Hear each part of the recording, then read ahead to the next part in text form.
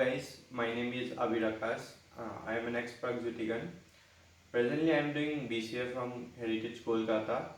Along with BCA I am also doing a course on IoT. What is IoT I'll explain to you in the later part of this video.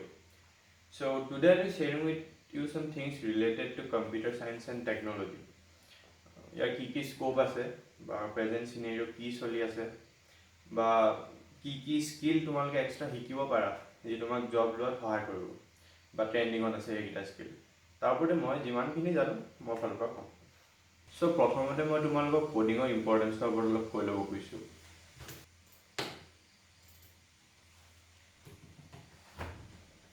So why coding is considered the literacy of 21st century? So Steve Jobs মই এটা coat ক'ব খুজিছোঁ তোমালোকক Everyone in this country should learn to code because it teaches you how to think. কোডিঙত কি কৰা হয় এটা complex real world problem লোৱা হয় তাক সৰু সৰু ছেগমেণ্টত ভাগ কৰি দিয়া হয় right and then you try to solve it so' it becomes easier for us to solve a problem right Secondly, the modern world is heavily reliant on internet and with each passing year the job or the workforce require more and more computer literate আৰু তোমালোকে জানে artificial ইণ্টেলিজেন্সৰ ইমান বেছি growth হৈছে যে বাই 2030 it is predicted that most মানে বহুতখিনি job নাইকিয়া হৈ যাব so to learning to code or at least having a basic idea of it should become a part of science education right now আৰু মোৰ ধাৰণা বাই 2030 কোডিংটো ষ্টুডেণ্ট কাৰিকুলামৰ ভিতৰতে লৈ অহা হ'ব ইনফেক্ট কিছুমান কাণ্ট্ৰিজত এইটো কৰাও হৈছে so therefore coding is very important skill to learn right now next মই তোমালোকক আৰু কেইটামান স্কিলৰ কথা ক'ম যিকেইটা মানে তোমালোকে এক্সট্ৰা হিচাপে শিকিব লাগিব যাতে কোনোবা কোম্পানী বা আইটি সেক্টৰত যদি যাম বুলি ভাবিছা তেতিয়া তোমালোকৰ জব পোৱাত বহুত সুবিধা হ'ব কাৰণ যদি তুমি আইটি সেক্টৰত যাম বুলি ভাবিছা নিজকে আপগ্ৰেড ৰখাটো বহুত দৰকাৰ বা কোনটো স্কিল ট্ৰেইনিঙত আছে সেই হিচাপতে তোমালোকে যাব লাগিব right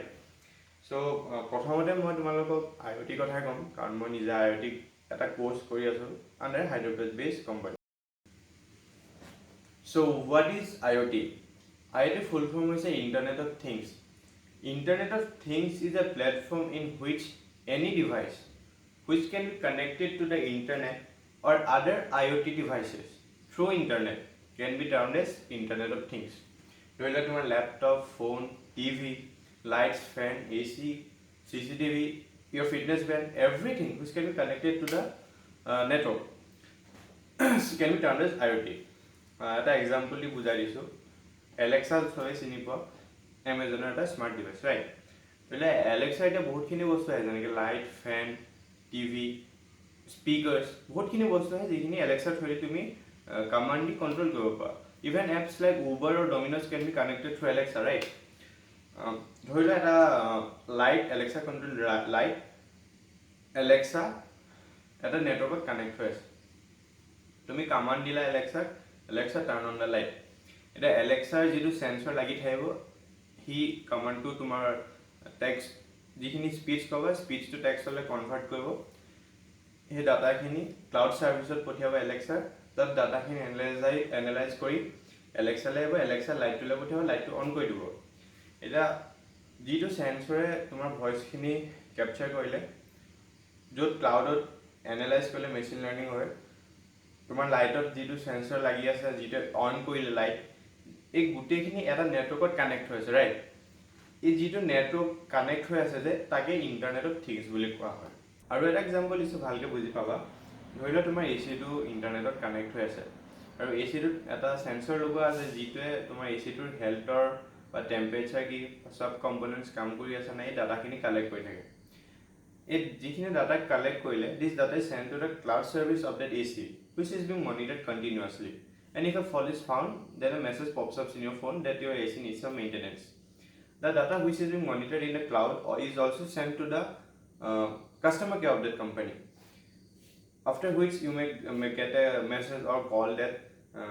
your AC has some problem, this component is not working, if your AC is under warranty period or not এইখিনি ইনফৰমেশ্যন তোমালোকক দিব পাৰে বা তেওঁলোকে কল কৰি তোমাক জনাব পাৰে এতিয়া যিটো সেন্সৰ লাগি আছিলে এচিটোত বা এচিটো যিটো নেটৱৰ্কত কানেক্ট হৈ আছিলে ক্লাউড ছাৰ্ভিচ কাষ্টমাৰ কেয়াৰ তোমাৰ ফোনত মেছেজ অহা এই যিখিনি এটা বস্তু এই নেটৱৰ্ক যিটোত কানেক্ট হৈ আছে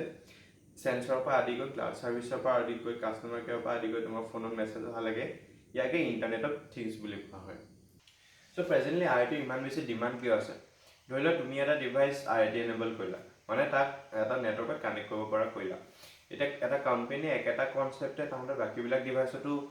এপ্লাই কৰিবলৈ চাব ৰাইট কাৰণ আজিকালি সবে বস্তুবিলাক নেটৱৰ্ক এটাত কানেক্ট কৰিব খুজিছে কাৰণ সবে ফোন বা এপৰ থ্ৰুৱেদিয়ে কন্ট্ৰোল কৰিব খুজিছে সব বস্তু সো ইন্ডাষ্ট্ৰিয়েল লেভেলৰ ইয়াৰ ডিমান্ড বহুত বেছি বাঢ়ি গৈ আছে তাতে at present there are 40 billion IoT devices working in this world right now and it's predicted in the coming 2 to 3 years it could go up to 140 billion IoT devices so there is a huge hype right একাৰণে industrial লেভেলত মানে বহুত বেছি demand হৈ গৈছে so এই skill কিটা শিকিলে বহুত ফাইদাবল হ'ব এতিয়া নেক্সট মই আহিছো ক্লাউড কম্পিউটিং কি So what is cloud and cloud computing? Cloud is a service to which you can access an app or your data remotely. ধৰি লোৱা তুমি WhatsApp ইউজ কৰা WhatsAppত কি হয় যিখিনি ডাটা জেনাৰেট হয় থ্ৰু পিকচাৰ্ছ ভিডিঅ'ছ আৰু ছেটছ কিন্তু ফোনতে সেভ হয় ৰাইট কিন্তু ফেচবুক বা তেনেকুৱা এটা অৰ্গেনাইজেশ্যনৰ কি হ'ব য'ত বহুত হাজাৰ কোটি বিলিয়নছ অফ একাউণ্টছ আছে তাতো daily trillions and trillion GBs of data generate হয় ৰাইট এই ডাটাখিনি ক'ত ছেভ কৰিব এই ডাটাখিনি ছেভ কৰিবলৈ এনেকুৱা ডাঙৰ ডাটা চেণ্টাৰ্ছ লাগে যিবিলাক এখন সৰু সুৰা টাউনৰ সমান এতিয়া যিকোনো মানে সব অৰ্গেনাইজেশ্যনৰ কাৰণে এইটো বা কোম্পানীৰ কাৰণে এইটো পচিবল নহয় এনেকুৱা এখন ফাৰ্ম ৰেডি কৰা কাৰণ বহুত বেছি কেপিটেল বা পইচা লাগে ৰাইট সো এই কোম্পানীবিলাকে বা অৰ্গেনাইজেশ্যনবিলাকে ক'ত যাব তেওঁলোকে এটা ক্লাউড কম্পিউটিং কোম্পানীছত যাব ক'ব যে মই আপুনি মোৰ ডাটাখিনি ছেভ কৰক মই আপোনাক মান্থলি এনেকৈ পইচা দিম তেনেকুৱা এটা ক্লাউড কম্পিউটিং ছাৰ্ভিচ হৈছে AWS Amazon ৱেব ছাৰ্ভিচ বা এমেজনৰ এটা ক্লাউড কম্পিউটিং ছাৰ্ভিচ হয় বা মাইক্ৰ'ছফ্ট এজিঅ'ৰ এইটো মাইক্ৰ'ছফ্টৰ হয় তোমালোকে যে পাবজি খেলা পাবজি আগতে এমেজন ৱেব ছাৰ্ভিচত আছিলে কিন্তু পিং ইছ্যুজৰ কাৰণে এতিয়া মাইক্ৰ'ছফ্ট এজিঅ'লৈ লৈ অহা হ'ল সো এই ক্লাউড বা ক্লাউড কম্পিউটিঙৰ ৰিলেটেড যিখিনি স্কিল তুমি যদি ষ্টাডি বা শিকা সেইখিনি এতিয়া ফিউচাৰ বা প্ৰেজেণ্টত বহুত বেছি ডিমাণ্ড আছে কাৰণ চোৱা এতিয়া ইণ্ডিয়াও ডিজিটেল ইণ্ডিয়া বনিবলৈ গৈ আছে সো সব কোম্পানীয়ে নিজৰ প্লেটফৰ্মটো অনলাইন দিব ট্ৰাই কৰি আছে সো ক্লাউড কম্পিউটিঙৰ স্কিল শিকাটো বহুত বেছি মানে ডিমাণ্ডিং হৈ আছে এতিয়া নেক্সট মই ক'ব খুজিছোঁ Artificial intelligence, machine learning and deep learning. So artificial intelligence এটা বহুত ডাঙৰ টপিক artificial intelligence এটা সাবসেট হৈছে machine learning আৰু machine learning এটা সাবসেট হৈছে deep learning প্ৰথম artificial intelligence কথা কৈছো artificial intelligence দুটা টাইপৰ আছে এটা strong artificial intelligence এটা weak artificial intelligence weak artificial intelligence এটা হয় তোমাৰ Bixby Google Assistant বা Alexa এইবিলাক weak artificial intelligence and a strong artificial intelligence is that which can think and act like human brain ধৰি লোৱা Iron Man service আছে Iron Man Jarvis যে আছিলে Jarvis to is a strong artificial intelligence because it can think next আহিছো machine learning কথা ক'বলৈ machine learning is a set of algorithms which can learn from the data provided or from the past experiences and train itself to make a prediction for a specific task and if the prediction is wrong then it can learn and improve itself until it gets the prediction accurately ধৰিলা যিকোনো এপৰ তোমাৰ দেখিছা ৰিকমেন্ড system আহে ধৰিলা তুমি ফ্লিপকাৰ্টত এটা বস্তু কিনিছা তাত তলত আহি যায় যে দিস পাৰসন অলসো বট দিস বুলি তেনেকৈ টাইপৰ আহে না ৰিকমেন্ড কৰে যে ৰিকমেন্ড সিস্টেমত মেচিন লাৰ্নিং ইউজ হয় এটা ভাল এক্সাম্পল দিছো Netflix সবে জানা Netflix is now world's largest online streaming service right so Netflix ইমান হিট কিয় হ'ল so Netflix প্ৰথমতে এটা অনলাইন CD ডিস্ট্ৰিবিউটৰ কোম্পানী আছিল যি অনলাইন ভাড়াত দিয়ে CD TD এইবিলাক কাম কৰিছিল so তাহঁতৰ ওচৰত বহুত দিনৰ পৰা বহুতখিনি ডাটা জমা হৈ আছিল ৰিগাৰ্ডিং কোনটো টাইমত কেনেকুৱা ফিল্ম দিলে হিট হয় বা কোনটো এৰিয়াত কেনেকুৱা ফিল্ম চলে বা কোনজন মানুহে কেনেকুৱা চিনেমা চাই ভাল পায় এই গোটেইখিনি ডাটা আগৰ পৰা কালেক্ট হৈ আছিল so তেওঁলোকে কি কৰিলে machine learning use কৰি এটা algorithm বনালে which recommend movies on the user's interest so এই algorithm টো এপত এপ্লাই কৰিলে আৰু নেটফ্লিক্স ইমান চলিলে এতিয়া যিকোনো এটা ৰিকমেণ্ড ছিষ্টেমত এইটো বস্তুৱে চলে আৰু তুমি যিমানে ইউজ কৰি গৈ থাকিবা সেই এপটো সেই তোমাৰ ৰিকমেণ্ড ছিষ্টেমত সেই ডাটাখিনি আৰু ট্ৰেইন কৰিব থাকে আৰু সেইমতে তোমাক ৰিকমেণ্ড কৰে এতিয়া আহিছে ডিপ লাৰ্ণিঙৰ কথালৈ এতিয়া ডিপ লাৰ্ণিং কিয় আহিব লগা হ'ল চোৱা যেতিয়ালৈকে এটা স্পেচিফিক টাস্ক বা এটা স্পেচিফিক অবজেক্ট প্ৰেডিক্ট কৰালৈকে থাকে তেতিয়ালৈকে মেচিন লাৰ্ণিং ঠিকে থাকে because we can feed them the data manually to and train them to predict a specific object বা do the specific task right কিন্তু যেতিয়া আমি ৰিয়েল প্ৰব্লেম চাওঁ real world problem is complex problem তাত কিমান object থাকিব millions and millions of object থাকিব so' it is impossible for us to manually feed them the data to train them to predict that specific object, right? So in that case, machine learning is used. ধৰি লোৱা তোমাৰ Google lens বা বিক্সবি vision তাত কি হয় তুমি এখন photo scan কৰিলে তাৰ ৰিলেটেড বহুতখিনি ইনফৰমেশ্যন আহি যায় ৰাইট চ' ডিপ লাৰ্ণিং এলগৰিথমে কি কৰে তোমাৰ সি নিজে কিছুমান হাই অৰ্ডাৰ ফিচাৰ জেনেৰেট কৰে which are helpful in detecting that particular object ধৰি লোৱা তুমি এটা কুকুৰৰ ফটো মাৰিলা সেই কুকুৰৰ ফটোখনত এলগৰিথমটোৱে কিছুমান হাই অৰ্ডাৰ ফিচাৰ জেনেৰেট কৰিব ধৰি লোৱা তাৰ কাণখন কেনেকুৱা নাকটো কেনেকুৱা নেজডাল কেনেকুৱা which are helpful in detecting the breed of that dog right এতিয়া এইটো মই একদম ইজি এক্সাম্পল দিছোঁ যাতে তোমালোকে বুজি পোৱা ডিপ লাৰ্ণিঙৰ বহুত বেছি এডভান্স লেভেলৰো ইউজেছ আছে সেইখিনি মই কোৱা নাই বাৰু চ' মেচিন লাৰ্ণিং ডিপ লাৰ্ণিঙে গোটেইখিনি আৰ্টিফিচিয়েল ইণ্টেলিজেঞ্চৰ ভিতৰতে আহে চ' নেক্সট মই তোমালোকক ক'ব খুজিছোঁ ডাটা ছায়েন্সৰ ওপৰত ডাটা ছায়েন্স তোমাৰ মেচিন লাৰ্ণিং আৰ্টিফিচিয়েল ইণ্টেলিজেঞ্চ আৰু ডিপ লাৰ্ণিঙৰ এটা intersection and the job of data scientist is considered one of the sexiest job of 21st century এজন ডাটা ছাইণ্টিষ্টৰ তোমাৰ পেকেজ খৰচলৈকে গুচি যায় এজন ছাইণ্টিষ্টে কি কৰে তোমাৰ এক্সপেৰিমেণ্ট কৰে চ' এজন ডাটা ছাইণ্টিষ্টে তোমাৰ ডাটাৰ ওপৰত এক্সপেৰিমেণ্ট কৰে Now what is data? Data is everything which you use on the internet from your WhatsApp chats to your status update on Facebook or Instagram বা তুমি কিবা এটা ব্ৰাউজ কৰিছা বা ইউটিউবত কি চাইছা everything which you use on the internet is data so daily তোমাৰ trillions and GBs of data generate হয় right so এই ডাটাখিনিৰ ভিতৰত কিছুমান বহুত ইউজফুল ইনফৰমেশ্যন লুকাই থাকে যিবিলাক ডাঙৰ ডাঙৰ কোম্পানীজৰ কাৰণে বহুত বেছি বেনিফিচিয়েল ধৰি লোৱা এটা এক্সাম্পল দিছোঁ ইজি এক্সাম্পল তুমি এটা ফোন কিনিব কৈছা